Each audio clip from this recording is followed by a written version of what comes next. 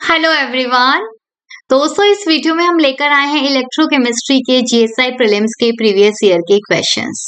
हर साल इलेक्ट्रोकेमिस्ट्री से लगभग 12 टू 15 क्वेश्चंस आ रहे हैं जीएसआई प्रीलिम्स में।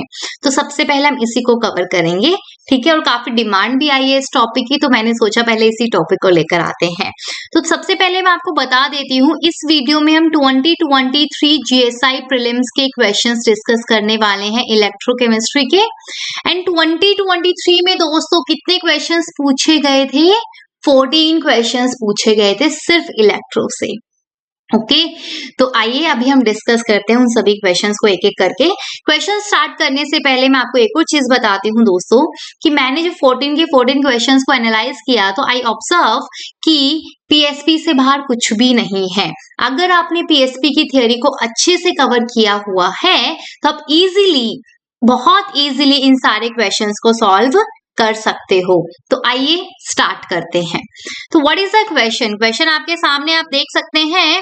ए potential of 5 volt is applied to 2 electrode. Potential कितना है? 5 वोल्ट है, 2 इलेक्ट्रोड के बीच में अप्लाई किया गया एंड दोनों इलेक्ट्रोड के बीच का डिस्टेंस कितना है? 10 सेंटीमीटर है। How far would the sodium ion be expected to move in 1 hour. 1 घंटे में सोडियम आयन कितना मूव करेगा?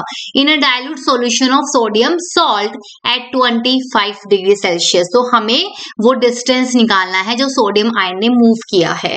आपको क्वेश्चन में क्या गिवन है? मोलर कंडक्टिविटी गिवन है कैटायन की 50 Simon centimetre square per mole and Faraday's constant की वैल्यू गिवन है। तो इन सभी डेटा के हेल्प से आपको क्या निकालना है? डिस्टेंस निकालना है जो सोडियम आयन ने मूव किया है, ट्रैवल किया है। तो आइए डिस्कस करते हैं। तो दोस्तों सबसे पहले आपके पास एक फॉर्मूला है जो हम डिस्कस करेंगे यहाँ पे, lambda plus is equal to u plus into Faraday. What is lambda plus? Molar conductivity of cation. What is u plus? U plus is ionic mobility of cation and F तो आप सभी को पता है, Faraday's constant. तो यहां से हम दोस्तों क्या निकाल सकते हैं? आयनिक मोबिलिटी निकाल सकते हैं, बिकॉज आपके पास लैम्डा प्लस और फेराडे भी है। क्लियर? तो यहां से U प्लस क्या आ जाएगा? Lambda plus by Faraday. मैं सॉल्व करने से पहले आपको यूनिट का बता देती हूँ। हम यहाँ पे SI यूनिट लेंगे, लैम्डा प्लस लेंगे हम साइमन मीटर स्क्वायर पर मोल में और फेराडेज कांस्टेंट कूलम पर मोल में। ठीक है दोस्तों, आप क्वेश्चन में देख सकते हैं कि जो लैम्डा प्लस है वो आपको साइमन सेंटीमीटर स्क्वायर पर मोल में गिवन है। तो सेंटीमीटर को मीटर स्क्वायर में कन्वर्ट करेंगे तो क्या आएगा? तो आप सभी को पता है 1 सेंटीमीटर स्क्वायर में 10 to the power -4 metre square होते हैं। तो हम क्या करेंगे? इस वैल्यू को 10 टू दी पावर -4 से मल्टीप्लाई कर देंगे तो आपके पास लैम्डा प्लस आ जाएगा किसमें? साइमन मीटर स्क्वायर पर मोल में। क्लियर है? ओके अब इस वैल्यू को वहां पे पुट करते हैं और हम क्या निकालते हैं? आयनिक मोबिलिटी निकालते हैं। What is lambda plus? 50 into 10 raise to power -4। What is Faraday's constant? 96500। तो दोस्तों इसे आप सॉल्व करेंगे तो आपके पास आयनिक मोबिलिटी की वैल्यू आएगी 5.1 into 10 raise to power -8। And what is the unit of ionic mobility? Metre square per volt per second. Clear है? तो आपके पास क्या आ गया? आयनिक मोबिलिटी आ गया। लेकिन हमें आयनिक मोबिलिटी नहीं चाहिए, हमें क्या चाहिए? डिस्टेंस निकालना है जो सोडियम आयन ने ट्रैवल किया है। तो अब हम एक और फॉर्मूला लगाएंगे दोस्तों जो पीएसपी में गिवन है। आयनिक मोबिलिटी ऑफ कैटायन, किस कोई भी आयन, बेसिकली ऐसा जरूरी नहीं कि कैटायन ही हो, एनायन भी हो सकता है। तो आयनिक मोबिलिटी ऑफ एनी आयन किसके बराबर होता है? स्पीड ऑफ आयन, ये आपने पढ़ा होगा, divided by potential gradient. Clear है? Okay what is speed of ion? Distance by time, जो डिस्टेंस आयन ने ट्रैवल किया है बाय टाइम। यूनिट क्या है यहाँ पे? वही मीटर पर सेकेंड। यूनिट्स का खासकर ध्यान रखना है दोस्तों न्यूमेरिकल्स में, वरना सारी गड़बड़ हो जाती है। ठीक है? What is potential gradient? Potential gradient क्या होता है? Potential by distance, distance between 2 electrode, जिन इलेक्ट्रोड्स के बीच में पोटेंशियल अप्लाई किया गया है उन्हीं इलेक्ट्रोड के बीच का डिस्टेंस। तो दोस्तों आप ऊपर क्वेश्चन में देख सकते हैं कितना पोटेंशियल अप्लाई किया गया था? 5 वोल्ट। डिस्टेंस क्या है 10 सेंटीमीटर, लेकिन सेंटीमीटर में लेंगे क्या? नो, मीटर में लेंगे। 10 सेंटीमीटर में कितने मीटर होंगे? 10 सेंटीमीटर में, 1 सेंटीमीटर में कितना होता है? 10 टू द पावर -2 मीटर होता है, राइट। तो यहां से दोस्तों हमारे पास आ जाएगा ये 0.1 मीटर। तो यहां से आपके पास पोटेंशियल ग्रेडियंट कितना आ गया? 50 वोल्ट पर मीटर। तो इसको यहाँ पुट कर देते हैं 50 वोल्ट पर मीटर। क्लियर है? अब दोस्तों U प्लस की वैल्यू आपके पास है, U प्लस की वैल्यू आपके पास है, राइट। मैं इसे इरेज कर देती हूँ। तो यहाँ पे हम बाकी का क्वेश्चन सॉल्व करते हैं। Just a second. या तो इधर देखिए दोस्तों, अब आपके पास इस फॉर्मूले को हम अप्लाई करेंगे। देखिए ध्यान से, U प्लस की वैल्यू अभी हमने निकाली थी, कितनी आई थी U प्लस की वैल्यू? 5.1 इंटू 10⁻⁸ आई थी, ठीक है। Is equal to x/t, x तो आपको निकालना है। टाइम कितना दिया हुआ है? 1 आवर, लेकिन क्या आर में लेंगे क्या टाइम? नो, आप देख सकते हो यहाँ पे स्पीड की यूनिट क्या है? मीटर पर सेकंड है, तो हम सेकंड में लेंगे टाइम। तो 1 घंटे में कितना सेकंड होगा? 3600 सेकेंड्स डिवाइडेड बाय 50 वोल्ट पर मीटर। दोस्तों इसे आप सॉल्व करेंगे और यहां से आपके पास x की वैल्यू आ जाएगी 0.00918 मीटर आएगी। लेकिन आंसर किसने दिया हुआ है? सेंटीमीटर में दिया हुआ है। तो दोस्तों 1 मीटर में कितने सेंटीमीटर होते हैं? 100 होते हैं। तो 100 से मल्टीप्लाई करेंगे तो आपके पास ये आ जाएगा 0.918 सेंटीमीटर। इसको राउंड ऑफ करेंगे तो आपके पास ये आ जाएगी 0.92 सेंटीमीटर। Is it clear? तो ऑप्शन से आप देख सकते हैं, ऑप्शन में गिवन है 0.93 सेंटीमीटर, क्लोज है, इतना तो चलता है थोड़ा सा। तो ऑप्शन से अगर हम देखेंगे तो कौन सा ऑप्शन सही है? Option B is correct. Clear है? तो दोस्तों यहाँ पे हमने 2 फॉर्मूले का यूज किया। फर्स्ट लैम्डा प्लस क्या होता है? U plus into Faraday's constant. दूसरा हमने यहाँ पे यूज किया U प्लस क्या होता है? स्पीड ऑफ आयनिक मोबिलिटी क्या होता है? Speed of ion bye potential gradient. तो ये दोनों ही फॉर्मूले बहुत अच्छे से पीएसपी में दिए हुए हैं। जिसने पढ़ा हुआ है बहुत अच्छी बात है, जिसने नहीं पढ़ा हुआ वो मैंने यहाँ पे एक्सप्लेन कर दिया, आप इनको प्लीज ध्यान रखना। डायरेक्ट फॉर्मूला बेस्ड न्यूमेरिकल था, लेकिन एक तो आपको यूनिट्स का पता होना चाहिए, दूसरा आपको फॉर्मूला भी पता होना चाहिए। ओके, चलो अभी आते हैं नेक्स्ट क्वेश्चन पे। नेक्स्ट क्वेश्चन में क्या गिवन है? नेक्स्ट क्वेश्चन पूछा गया है वॉल्डन्स रूल से। वॉल्डन्स रूल्स के रिगार्डिंग 2 स्टेटमेंट दी हुई है। स्टेटमेंट 1 है कि Walden rule is not applicable to ions, ये आयंस है, is not applicable to ions of small size. Statement 2 given है small sized ions have high charge density, as a result they are highly solvated. तो दोस्तों what is Walden's rule?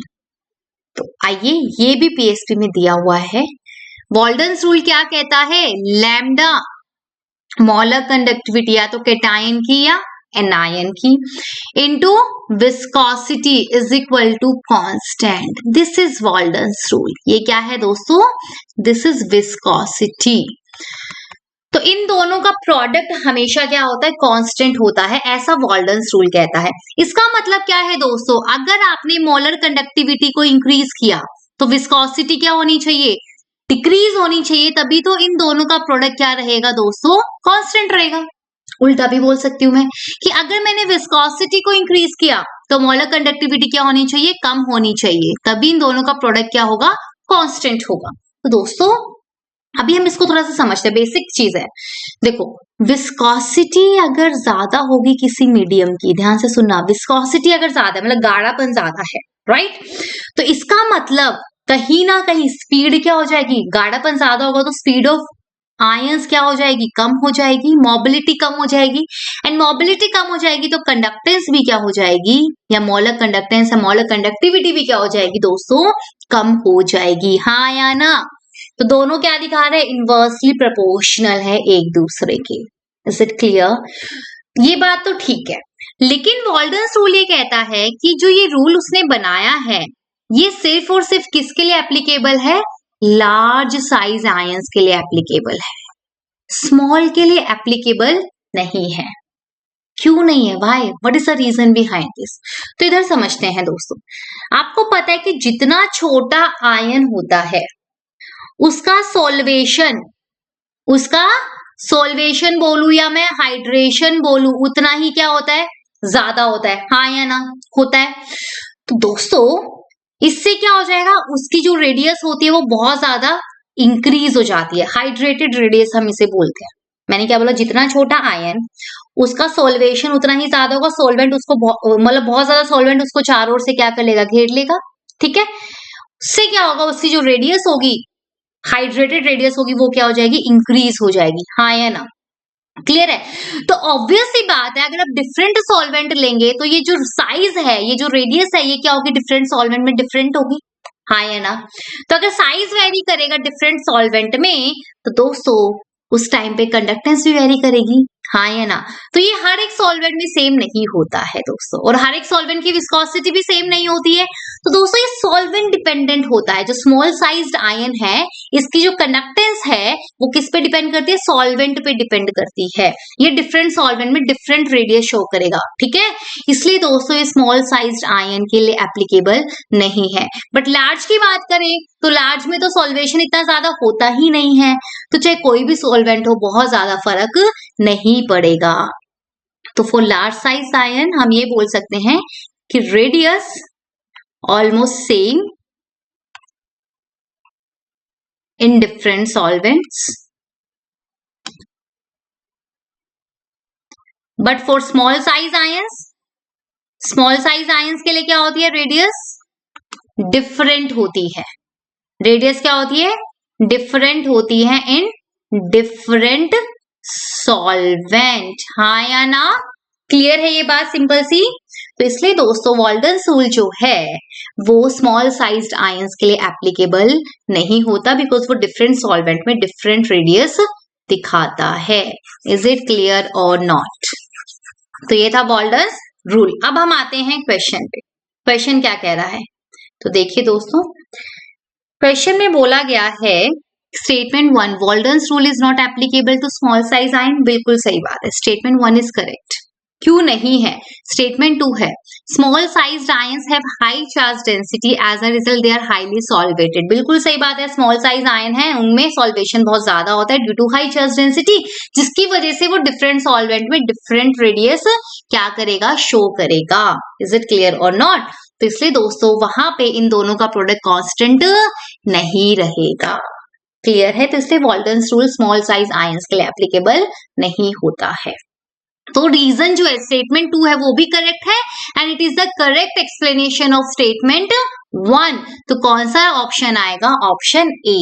Both statements are correct and statement 2 is the correct explanation of statement 1। Clear है। चलो अभी हम next पे आते हैं।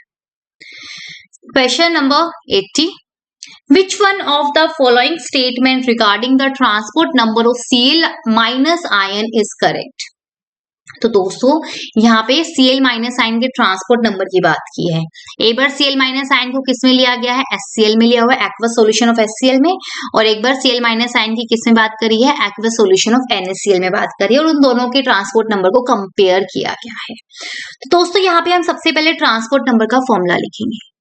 अगर मैं बात करूं transport number of Cl minus for HCl, तो in terms of ionic mobility क्या होगा, ionic mobility of Cl minus ion divided by ionic mobility of H plus plus में ionic mobility of Cl minus ion, हाँ या ना, okay.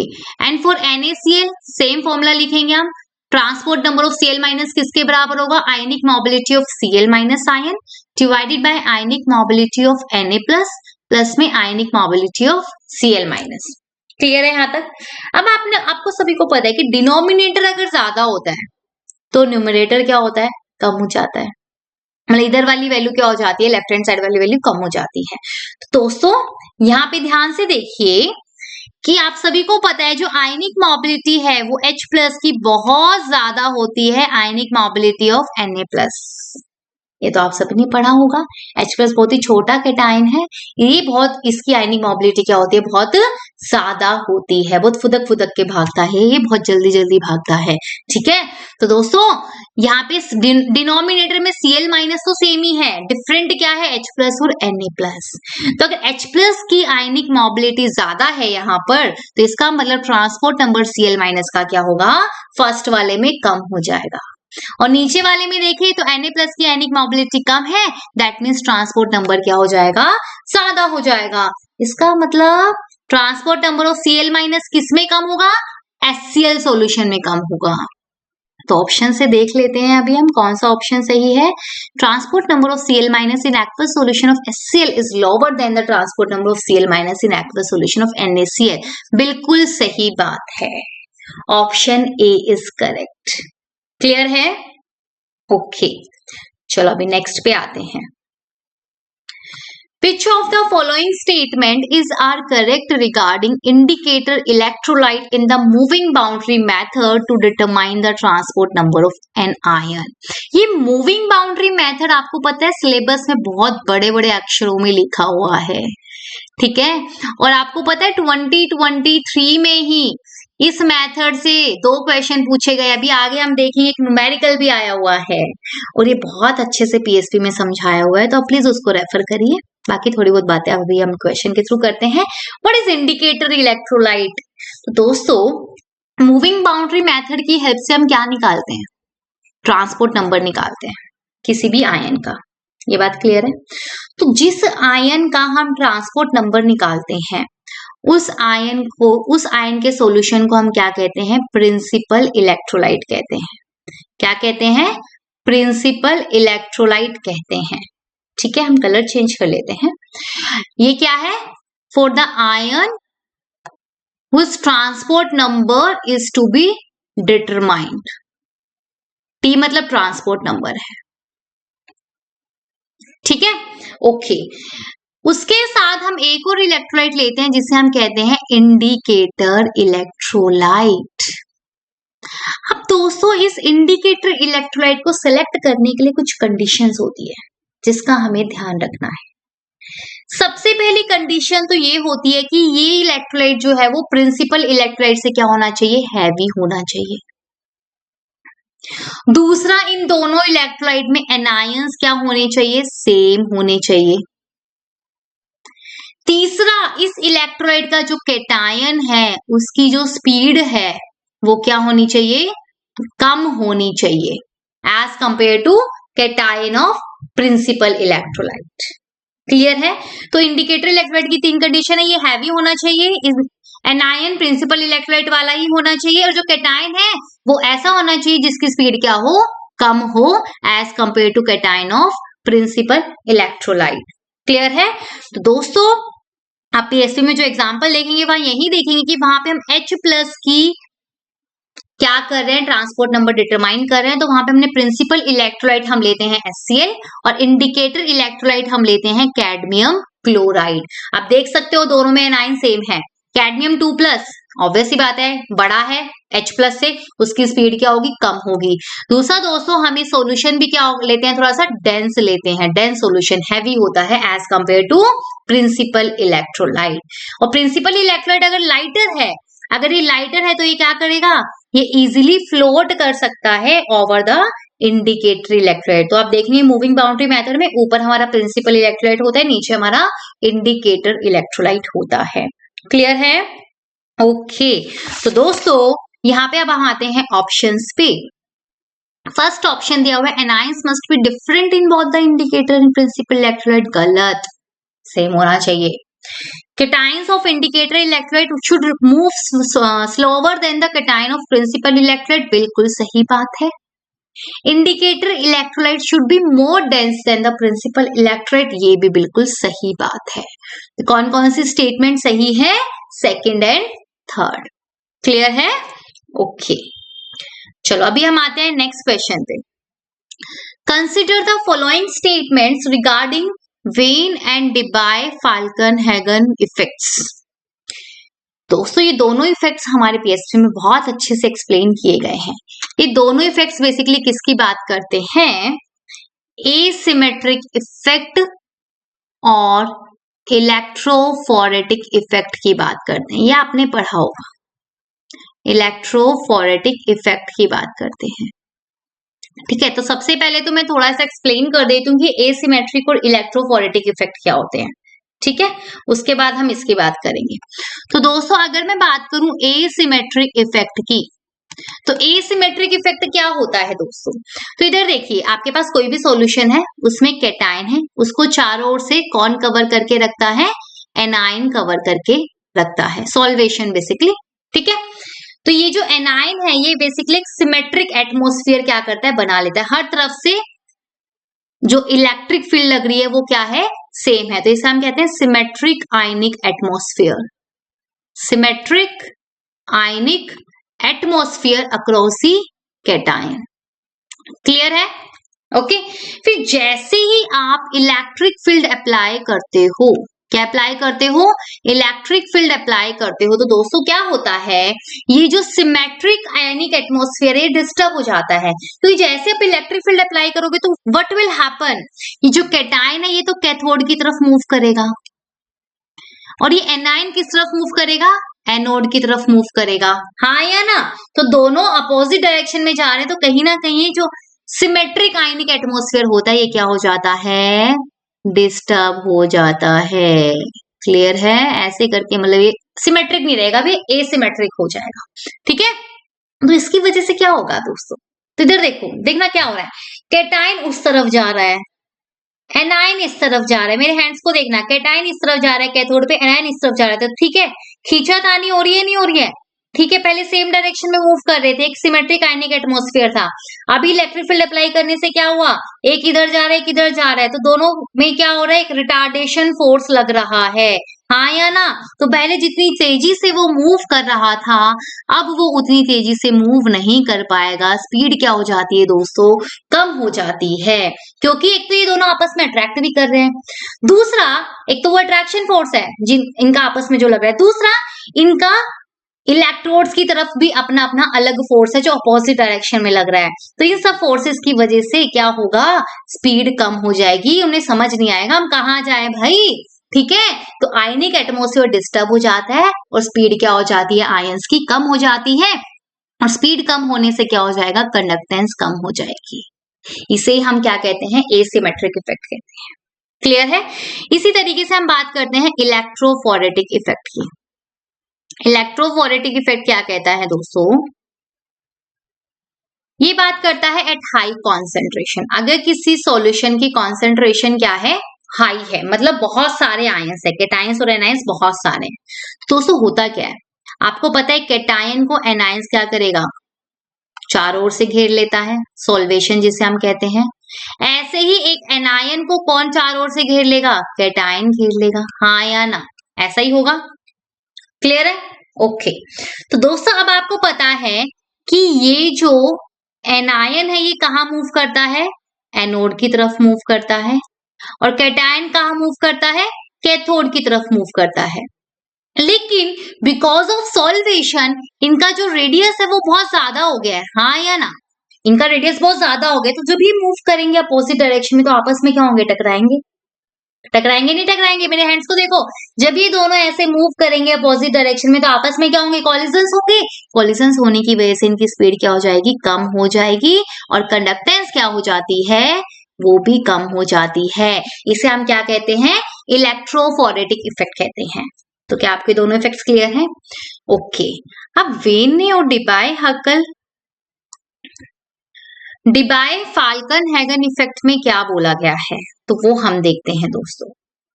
तो दोस्तों जो वेन इफेक्ट है, कौन सा इफेक्ट है? जो वेन इफेक्ट है वो तो ये कहता है कि एट हाई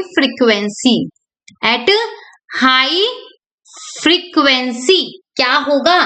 इतनी ज्यादा फ्रीक्वेंसी हो जाएगी दोस्तों कि जो आयंस है, आयंस जो है उनको आयनिक एटमॉस्फेयर बनाने का वक्त ही नहीं मिलेगा।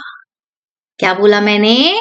कि हाई फ्रीक्वेंसी, जब आप बहुत ज्यादा हाई फ्रीक्वेंसी लेते हो तो आयंस के पास इतना वक्त ही नहीं होगा कि वो क्या कर सके? आयनिक एटमॉस्फेयर बिल्ड कर सके, आयनिक एटमॉस्फेयर बिल्ड कर सके, मतलब सॉल्वेशन नहीं होगा। ठीक है, और आयनिक एटमॉस्फेयर बिल्ड नहीं होगा तो क्या वहां पे हम एसिमेट्रिक इफेक्ट की बात करेंगे? और क्या हम वहां पे इलेक्ट्रोफोरेटिक इफेक्ट की बात करेंगे?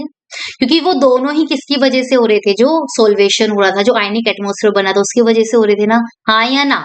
ठीक है, तो दोस्तों क्या होगा, दोनों के दोनों इफेक्ट डिसअपियर हो जाएंगे, और दोनों के दोनों इफेक्ट डिसअपियर हो गए, इसका मतलब क्या होगा, वापस से स्पीड बढ़ जाएगी, और वापस से स्पीड बढ़ गई तो वापस से क्या हो जाएगी, कंडक्टेंस बढ़ जाएगी। Is it clear? ये बात थी वेन इफेक्ट की। ये बात किसकी थी? वेन इफेक्ट की बात थी। ठीक है, बात करें हम डिबाय फाल्कन हैगन इफेक्ट की। ठीक है, तो दोस्तों ये क्या कहता है, ये कहता है जब वो बहुत ज्यादा हाई इलेक्ट्रिक फील्ड लेते हैं, बहुत ज्यादा हाई क्या लेते हैं, इलेक्ट्रिक फील्ड लेते हैं, तो दोस्तों जो टाइम ऑफ ऑसिलेशन होता है, टाइम ऑफ ऑसिलेशन क्या हो जाता है, स्मॉल हो जाता है in comparison with relaxation time of ionic atmosphere, in comparison with relaxation time of ionic atmosphere. तो इससे क्या होगा दोस्तों, इससे क्या होगा, जस्ट अ सेकेंड, मैं इधर से थोड़ा सा इरेज कर देती हूँ, आपने लिख ही लिया होगा।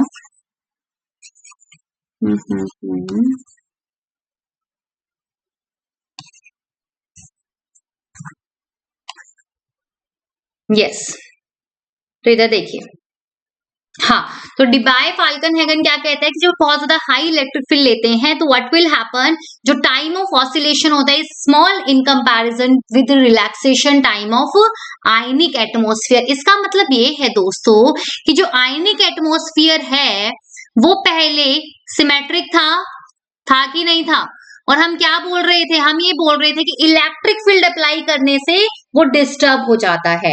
लेकिन दोस्तों जब बहुत ज्यादा हाई इलेक्ट्रिक फील्ड होती है, जब बहुत ज्यादा क्या होती है, हाई इलेक्ट्रिक फील्ड होती है, तो इनको इतना समय नहीं मिल पाता कि वो डिस्टर्ब हो, बिकॉज हर तरफ से क्या हो रहा होता है, इफेक्ट ऑलमोस्ट नेग्लिजिबल हो रहा होता है, तो जो आयनिक एटमॉस्फेयर होता है वो डिस्टर्ब नहीं होता है, विल नॉट डिस्टर्ब। इसका मतलब वो क्या रहेगा, सिमेट्रिक ही रहेगा। क्या रहेगा वो, सिमेट्रिक ही रहेगा। कब, जब बहुत ज्यादा हाई इलेक्ट्रिक फील्ड होती है, कितनी होती है, ये देखो क्वेश्चन में गिवन है 10⁻⁷ से ज्यादा, ठीक है ना, अगर उससे ज्यादा अगर होती है तो दोस्तों इतना टाइम ऑफ ऑसिलेशन बहुत कम हो जाता है, तो आयनिक एटमॉस्फेयर समझ नहीं पाता क्या हो रहा है क्या नहीं हो रहा, तो वही वो डिस्टर्ब नहीं होगा। हर तरफ से फोर्स आ रहे हैं जो कि ऑलमोस्ट नेग्लिजिबल हो जाएंगे, तो वो डिस्टर्ब नहीं होता है, वो सिमेट्रिक ही रहता है। इसका मतलब डिबाय फाल्कन हैगन किसकी बात कर रहा है,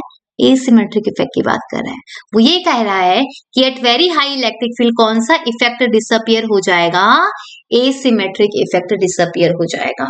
और अगर एसिमेट्रिक इफेक्ट डिसअपियर होगा तो दोस्तों क्या होगा, दोस्तों क्या होगा, कंडक्टेंस इंक्रीज हो जाएगी वापस से, क्योंकि स्पीड इंक्रीज हो जाएगी।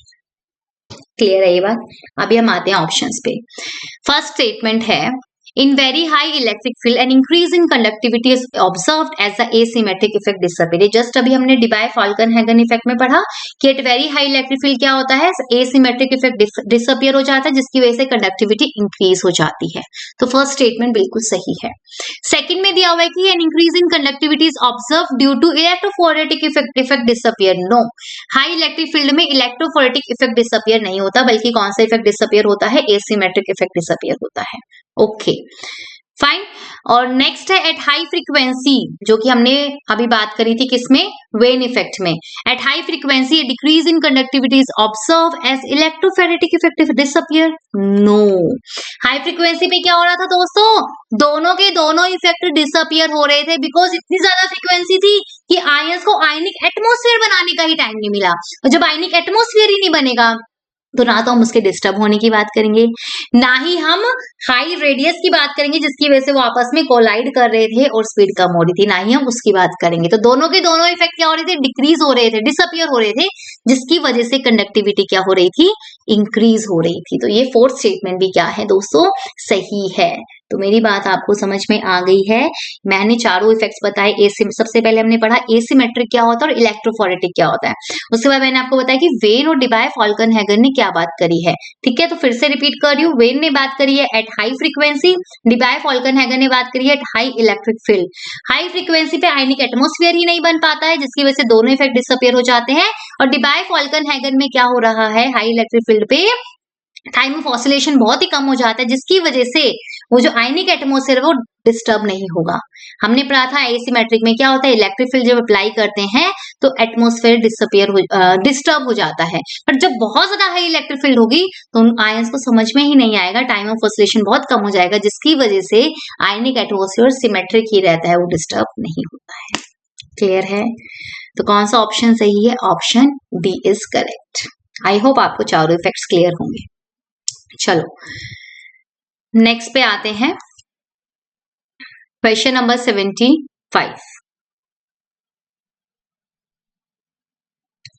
The molar conductivity of acetic acid solution at infinite dilution is 390 Simon centimeter square per mole। आपको क्या गिवन है? Lambda m at infinite dilution कितना है? 390 यूनिट्स का ध्यान रखना, साइमन सेंटीमीटर स्क्वायर पर मोल। मोलर कंडक्टिविटी निकालनी है आपको किसकी? 0.01 मोलर एसिटिक एसिड की, मतलब बेसिकली आपको लैम्डा m निकालना है। ठीक है, मोलारिटी गिवन है 0.01 मोलर। आपको डिसोसिएशन कांस्टेंट भी गिवन है, मतलब क्या गिवन है? Ka गिवन है 1.8 इंटू 10⁻⁻⁵। तो दोस्तों यहाँ पे हम दो फॉर्मूले की बात करेंगे। आपको पता है अल्फा डिग्री ऑफ डिसोसिएशन किसके बराबर होता है? √Ka/c। ये कहाँ पढ़ा है मैम हमने? अरे आयनिक इक्विलिब्रियम में पढ़ा है। K क्या होता है? 1 गिवन है 1.8 इंटू 10⁻⁵। C मतलब कॉन्सेंट्रेशन जो कि गिवन है 0.01। तो ये सब सॉल्व करेंगे दोस्तों, तो यहाँ से डिग्री ऑफ डिसोसिएशन कितना आता है? 0.0424। हमने क्यों निकाला है अल्फा? क्योंकि दोस्तों हमें एक फॉर्मूला पता है जो हमने इलेक्ट्रो में पढ़ा है, अल्फा किसके बराबर होता है? Lambda m by lambda m infinity. Lambda m infinity given है, यहाँ से हम क्या निकाल लेंगे? लैम्डा m निकाल लेंगे। अल्फा है 0.0424 इंटू में लैम्डा m इंफिनिटी है 390 is equal to lambda m। दोस्तों इसे आप सॉल्व करेंगे तो यहाँ से जो लैम्डा m आएगा वो आएगा 16.54 साइमन सेंटीमीटर स्क्वायर पर मोल। तो कौन सा ऑप्शन सही है दोस्तों? Option C is correct. Clear है? ओके चलो नेक्स्ट पे आते हैं। A solution of 0.01 molar electrolyte with conductivity 4 into 10⁻⁻³ Simon centimeter inverse is placed in a moving boundary cell। ये किसका न्यूमेरिकल है? मूविंग बाउंड्री मेथड का न्यूमेरिकल है। of a cross sectional area 3 centimeter square. It was electrolyzed for 45 minutes with a constant current of 3 milliampere. The observed boundary moved 2.0 centimeter. The transport number of A plus ion हमें निकालना है। दोस्तों आप देख रहे हैं moving boundary से दूसरा क्वेश्चन आ गया, देखा? तो चलो आइए सॉल्व करते हैं।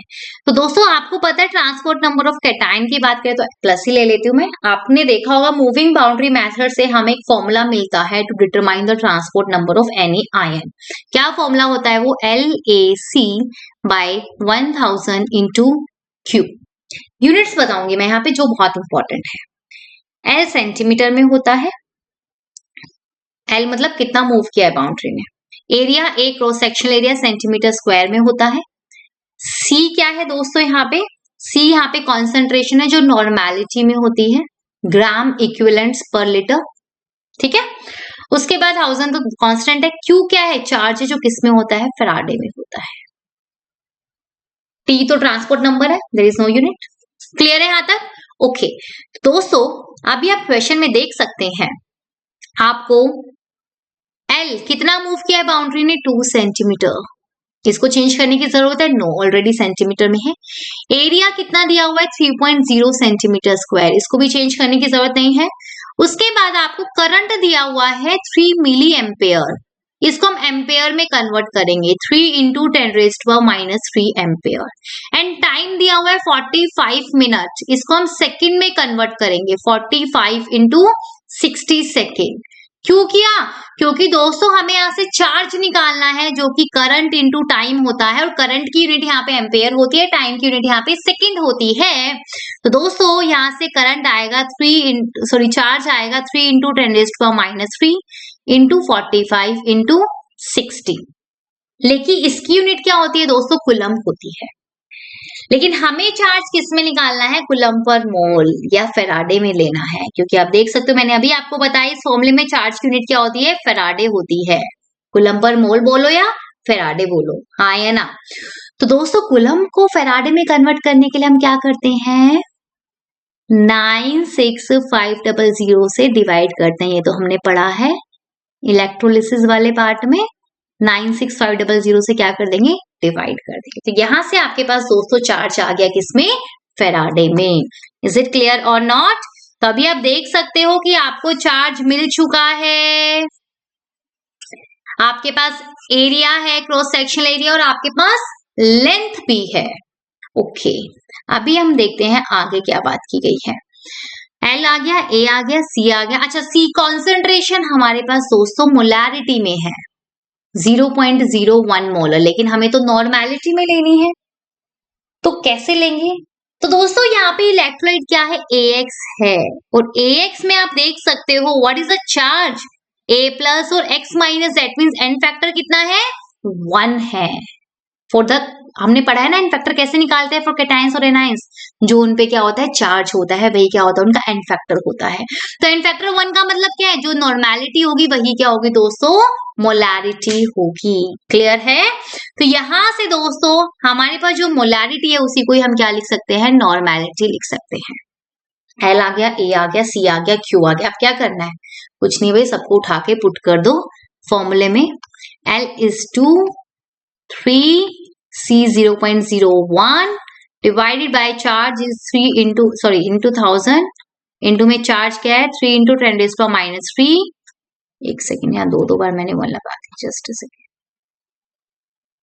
या 3 into 10⁻³ into 45 into 60 divide by Faraday's constant, उसको हम ऊपर ले जाएंगे 96500।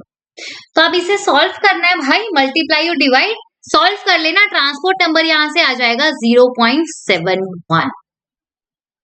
क्लियर है? तो देखो है तो सिंपल न्यूमेरिकल ही, डायरेक्ट फॉर्मूला अप्लाई करना था, बट आपको यहाँ पे यूनिट्स का ध्यान रखना है दोस्तों। अगर थोड़ी सी भी आपने यूनिट्स में गड़बड़ कर दी ना तो पूरा का पूरा कैलकुलेशन गड़बड़ हो जाएगा। ठीक है ना? तो कौन सा ऑप्शन सही है दोस्तों? Option C is correct. Clear? Okay, next पे आते हैं। Amide ion in liquid ammonia has abnormally high transport number because of high frequency, abnormally high charge density, proton jump from one ammonia molecule to another, decrease in viscosity. What is amide ion? NH2 minus. किसमें लिया गया है? Liquid ammonia में। तो दोस्तों इसमें abnormally high transport number क्यों है? आपको क्या लग रहा है क्या हो रहा होगा इन दोनों के बीच में? भाई इन दोनों के बीच में क्या हो रहा होगा? प्रोटॉन जंप हो रहा होगा ना, हाँ या ना? तो because of high proton jump from one ammonia molecule to another. Clear है? एक अमोनिया मॉलिक्यूल से दूसरे अमोनिया मॉलिक्यूल पे क्या हो रहा है? प्रोटॉन ज्यादा, और आप ऐसे भी देख सकते हो दो अमोनिया मॉलिक्यूल आपस में रिएक्ट करेंगे तो क्या बनाएंगे? NH4+ और NH2 माइनस। क्लियर है? तो यहाँ पे क्या मिल गया आपको? अमोनियम आयन और अमाइड आयन मिल गया है। क्लियर है? तो दोस्तों अमोनिया, अब ऐसा हाई प्रोटॉन जंप क्यों होता है दो अमोनिया मॉलिक्यूल के बीच में? क्योंकि आपको पता है अमोनिया के पास क्या होता है? लोन पेयर होता है, तो इजिली क्या करेगा? दूसरे अमोनिया मॉलिक्यूल से H+ को एक्सेप्ट कर लेगा और आपको मिल जाएगा NH4+ और एक तरफ मिल जाएगा अमाइड आयन। तो due to proton jump from one molecule ammonia to another, इसका ट्रांसपोर्ट नंबर अब नॉर्मली बहुत ज्यादा क्या होता है? हाई होता है। क्लियर है? तो option C is C, not B, sorry, C option is correct. Clear है? ओके, नेक्स्ट पे आते हैं। The conductivity and molar conductance of a saturated solution of PaSO4 are इतना एंड इतना, केएसपी निकालना है दोस्तों। आपको क्या गिवन है, कपा गिवन है, के kappa 3 into 10⁻⁻⁶ siemens centimetre inverse.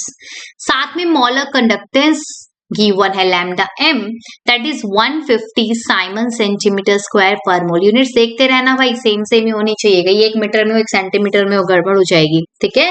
अब आपको केएसपी निकालना है, तो दोस्तों यहाँ पे हम फॉर्मूला अप्लाई करेंगे। आपने पढ़ा होगा एप्लीकेशन ऑफ कॉलरस लॉ में हम पढ़ते हैं ये चीज। Lambda M is equal to क्या होता है, कापा इंटू 1000।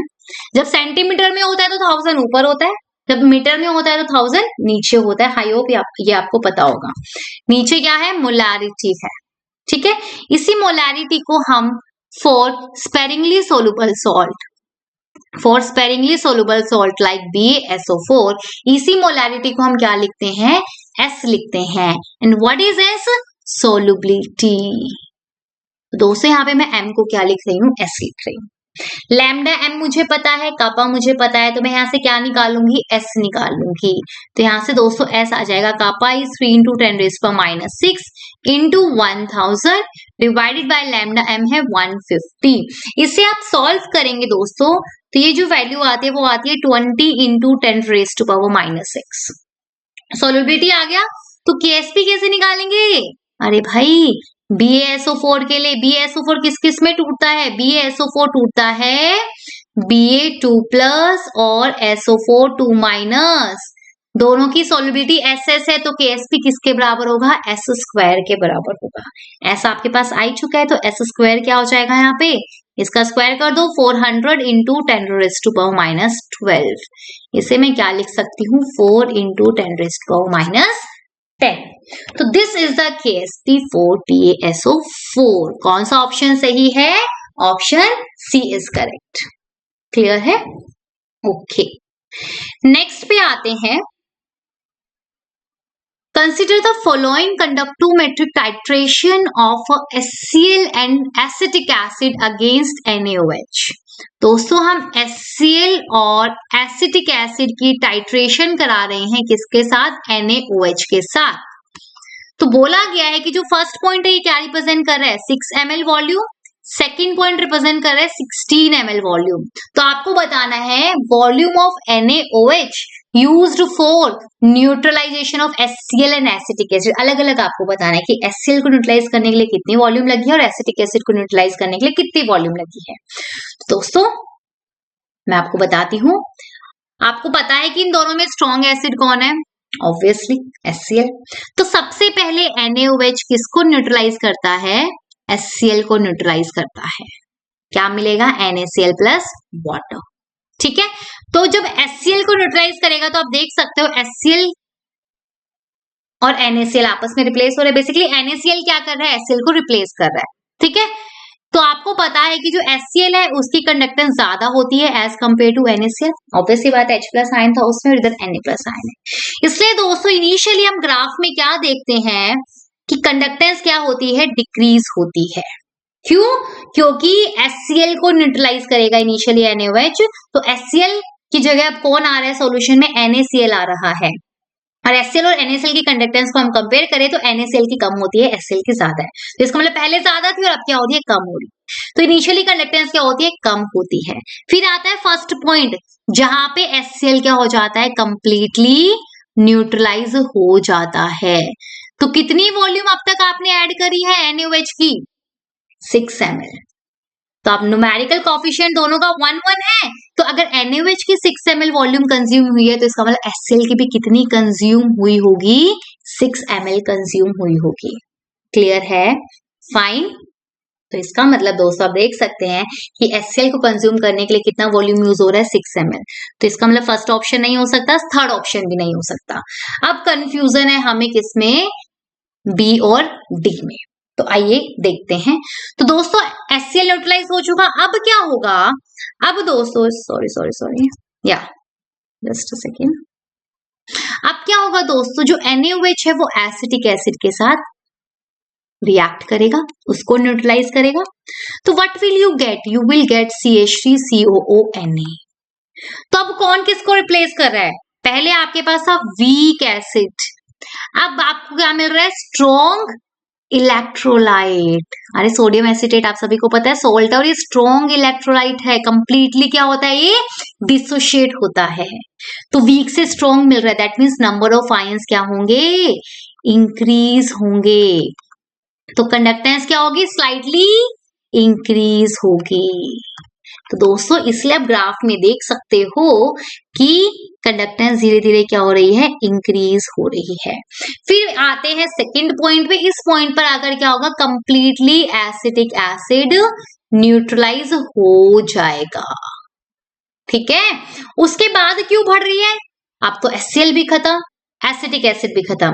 उसके बाद इसलिए बढ़ती है दोस्तों बिकॉज आप ऊपर से क्या ऐड कर रहे हो, NaOH ऐड कर रहे हो। NaOH क्या है, स्ट्रॉन्ग बेस है, क्या रिलीज करेगा, OH माइनस रिलीज करेगा, जिससे कंडक्टेंस क्या होती है, बहुत ज्यादा हाई होती है। तो बिकॉज ऑफ OH माइनस अब क्या होती है, वापस से तेजी से इंक्रीज होती है। क्लियर है। तो एसिटिक एसिड कहाँ पे न्यूट्रलाइज हुआ, सेकंड पॉइंट पे न्यूट्रलाइज हुआ। यहाँ पे वॉल्यूम कितनी है, 16 ml है। तो क्या 16 ml वॉल्यूम यूज हुई है क्या एसिटिक एसिड को न्यूट्रलाइज करने के लिए, नो। 16 में से 6 ml तो 16 में से दोस्तों 6 ml तो किसको न्यूट्रलाइज कर रहा है, HCl को न्यूट्रलाइज करने में यूज हो रहा है। तो बचा कितना, 10 ml। तो एसिटिक एसिड को न्यूट्रलाइज करने में NaOH का कितना वॉल्यूम यूज हो रहा है दोस्तों, 10 ml यूज हो रहा है। तो कौन सा ऑप्शन सही है, last option, D option is correct. Clear है, आई होप आपको क्लियर है। तो यहाँ पे मैंने आपको ये टाइट्रेशन भी समझा दिया कि कैसे कंडक्टेंस इंक्रीज होता है, फिर स्लाइटली पहले डिक्रीज होता है, फिर स्लाइटली इंक्रीज होता है, फिर तेजी से इंक्रीज होता है। ठीक है, तो यहाँ से मेंस में भी क्वेश्चन आ सकता है। तो आई होप आपको ये समझ में आया होगा। चलो नेक्स्ट पे देखते हैं। In a conductometric titration of HCl against ammonium hydroxide NH4OH। तो आपके पास क्या है दोस्तों, स्ट्रॉन्ग एसिड है और वीक बेस है। तो इसने बोला है कि आपके पास with the increase of volume of NH4OH conductance पे क्या इफेक्ट पड़ेगा। मतलब ये कि आपने कॉनिकल फ्लास्क में क्या लिया हुआ है, HCl लिया हुआ है। अब धीरे धीरे ऊपर ब्यूरिट से क्या ऐड कर रहे हैं, NH4OH ऐड कर रहे हैं। ठीक है, तो पहले आपके पास सिर्फ HCl था सॉल्यूशन में जो कि एक स्ट्रॉन्ग एसिड है। क्लियर, फिर मैं ऊपर से क्या ऐड कर रही हूँ, अमोनियम हाइड्रोक्साइड ऐड कर रही हूँ। तो क्या होगा, आपस में रिएक्शन होगी, you will get NH4Cl plus में वाटर। NH4Cl क्या है, सॉल्ट है, इलेक्ट्रोलाइट तो स्ट्रॉन्ग है, बट यहाँ पे अगर हम H प्लस और NH4 प्लस की कंडक्टेंस की बात करें तो किसकी कंडक्टेंस ज्यादा है, ऑब्वियसली H प्लस की। तो दोस्तों NH4 plus ion H plus को क्या कर रहा है, रिप्लेस कर रहा है। H प्लस की जगह अब आपको सॉल्यूशन में क्या मिल रहा है, NH4 प्लस आयन मिल रहा है, और जिसकी कंडक्टेंस कम है तो इनिशियली दोस्तों क्या होगा, कंडक्टेंस डिक्रीज होगी, इट फॉल्स फर्स्ट। तो ऑप्शन में देखें तो फॉल्स फर्स्ट यहाँ पे है, फॉल फर्स्ट यहाँ पे है, rise slowly no, remain more और लेस सेम नो। तो सी और डी तो मैंने कैंसिल ही कर दी। अब आते हैं बाद में क्या होगा, आफ्टर न्यूट्रलाइजेशन मतलब सारा का सारा HCl क्या हो चुका है, न्यूट्रलाइज हो चुका है, इट कंप्लीटली न्यूट्रलाइज। तो अब दोस्तों अगर आपने ऊपर से NH4OH ऐड करा तो कंडक्टेंस पे क्या फर्क पड़ेगा, क्या वो शार्पली राइज होगी या शो नो एप्रिशिएबल चेंज, क्या होगा, सोचो सोचो सोचो क्या होगा। तो दोस्तों इधर देखिए, आफ्टर न्यूट्रलाइजेशन क्या होगा, HCl कंप्लीटली क्या हो चुका है, कंज्यूम हो चुका है। अब आप ऊपर से सिर्फ क्या ऐड कर रहे हो, NH4OH ऐड करो। NH4OH कैसा बेस है, वीक है, तो ये तो भाई पार्शियली डिसोशिएट होगा ना कि कंप्लीटली, ये बहुत ही क्या है, वीक बेस है। तो कंडक्टेंस में बहुत ज्यादा एप्रिशिएबल चेंज नहीं आता है because of weak nature of base. Clear है, तो ऑप्शन कौन सा सही आएगा, option A is correct, fall first after neutralization show no appreciable change. Clear, okay next पे आते हैं। If limiting molar conductance values of Ba2 plus and Cl minus are this and this, then molar conductance at infinite dilution for BaCl2। तो simple numerical है दोस्तों, BaCl2 की अगर आपको infinite dilution पे मोलर कंडक्टेंस निकालनी है तो क्या होगा, lambda m at infinite dilution of Ba2 plus plus में twice of lambda m at infinite dilution of Cl minus. Twice क्यों लिया? बिकॉज 2 क्लोरीन है, ठीक है। अब Ba2 प्लस की कितनी दी हुई है? 127। यूनिट्स का देख लेना, दोनों की सेम है ना, और ये प्लस है, sorry plus. Twice into Cl minus से कितनी है? 76 है। दोस्तों इसे आप सॉल्व करेंगे तो ये आएगा 279 साइमन सेंटीमीटर स्क्वायर पर मोल। लेकिन यूनिट हमें ऑप्शन में मीटर स्क्वायर में गिवन है। तो अभी मैंने पिछले हमने एक क्वेश्चन में डिस्कस किया था, 1 सेंटीमीटर स्क्वायर में कितने मीटर स्क्वायर होते हैं? 10 रेज टू पावर माइनस 4। तो हम इसको 10 रेज टू पावर माइनस 4 से क्या कर देंगे? मल्टीप्लाई कर देंगे। याद रखना 1 centimetre square is equal to 10 raise to power minus 4 metre square. Clear है? तो कौन सा ऑप्शन सही है दोस्तों? Option D is correct. Okay, चलो नेक्स्ट पे आते हैं। Which one of the following solution has the least value of conductivity? तो इसके लिए हम सबसे पहले तो नंबर ऑफ आयंस देखेंगे। तो Na2CSO4 कितने आयंस मिलेंगे? 3 आयंस मिलेंगे, 2 Na प्लस और एक SO4 2 माइनस। KCl से कितने आयंस मिलेंगे? 2। यहां से कितने मिलेंगे? 2। यहां से भी कितने मिलेंगे? 2। तो इसका मतलब फर्स्ट की तो लिस्ट नहीं है, ये तो हटा दो। तीनों पे आते हैं। तीनों की मोलैरिटी देखें तो मोलैरिटी तो तीनों की सेम ही है, तो मोल्स भी सेम होंगे तीनों के। अब हम देखेंगे नेचर। तो दोस्तों KCl और HCl दोनों ही कैसे? स्ट्रॉन्ग इलेक्ट्रोलाइट है, तो ये कंप्लीटली क्या होंगे? डिसोशिएट होंगे, कंप्लीटली डिसोशिएट होंगे। तो इसका मतलब नंबर ऑफ आयंस क्या होंगे? इसमें ज्यादा होंगे। बट एसिटिक एसिड कैसा है दोस्तों? वीक है। अल्फा क्या होता है? लेस देन 1 होता है। तो नंबर ऑफ आयंस क्या होंगे? कम होंगे। तो इसकी कंडक्टिविटी सबसे कम होगी। तो कौन सा ऑप्शन सही है? Option D is correct. Clear? Okay, next पे आते हैं। Consider the following graph showing variation of molar conductance with concentration. बहुत ही अच्छा है ये तो। आप सभी को पता है कि ये वाला ग्राफ किसके लिए होता है? स्ट्रॉन्ग इलेक्ट्रोलाइट के लिए होता है। लैम्डा एम वर्सेस रूट सी का ग्राफ है, और ये वाला किसके लिए होता है? वीक के लिए होता है। तो ऑप्शन से बताओ 1 किसके लिए है? पहला ऑप्शन दिया हुआ है 1 KCl के लिए। KCl कैसा है? स्ट्रॉन्ग है। Second acetic acid, acetic acid कैसा है? वीक है। तो yes, option A is correct. बाकी भी वेरीफाई कर लेते हैं। बी में 1 दिया हुआ है NH4OH, लेकिन NH4OH तो वीक है भाई, स्ट्रॉन्ग नहीं है, तो ये नहीं हो सकता। सी में 1 दिया हुआ है एसिटिक एसिड, एसिटिक एसिड भी वीक है, स्ट्रॉन्ग नहीं है, ये भी नहीं हो सकता। डी में दोनों ही स्ट्रॉन्ग दिए हुए हैं, तो ये भी गलत है बच्चों। ठीक है, तो A option is correct. So that's all for today. तो यहाँ पे दोस्तों हमने इलेक्ट्रोकेमिस्ट्री के 2023 के सारे क्वेश्चंस को डिस्कस कर लिया है। आई होप आपको सारे क्वेश्चन समझ में आए होंगे। हमने हर एक क्वेश्चन के थ्रू बहुत सारे थियरी के कॉन्सेप्ट्स भी डिस्कस किए हैं। तो मैं सही बताऊं तो इन 14 क्वेश्चंस में आपके इलेक्ट्रोकेमिस्ट्री के बहुत सारे कॉन्सेप्ट्स ऑलरेडी कवर हो चुके हैं। ओके, चलो नेक्स्ट वीडियो में हम मिलेंगे 2022 के इलेक्ट्रोकेमिस्ट्री के क्वेश्चंस के साथ, या फिर मैं सोचती हूँ कि पहले 2023 के थर्मोडायनेमिक्स के भी सॉल्व कर सकती हूँ। चलो आप लोग मुझे कमेंट्स में बताइए कि नेक्स्ट वीडियो में हम 2022 के इलेक्ट्रो के क्वेश्चंस लेकर आए या फिर हम 2023 के थर्मोडायनेमिक्स के क्वेश्चंस लेकर आए। तो जिसकी भी वोटिंग ज्यादा होगी वो हम लेकर आएंगे। ओके, चलो bye bye, take care, thank you.